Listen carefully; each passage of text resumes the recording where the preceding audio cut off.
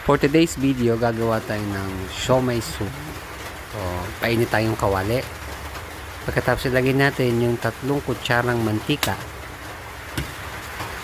Pagkatapos isunod natin agad ang bawang.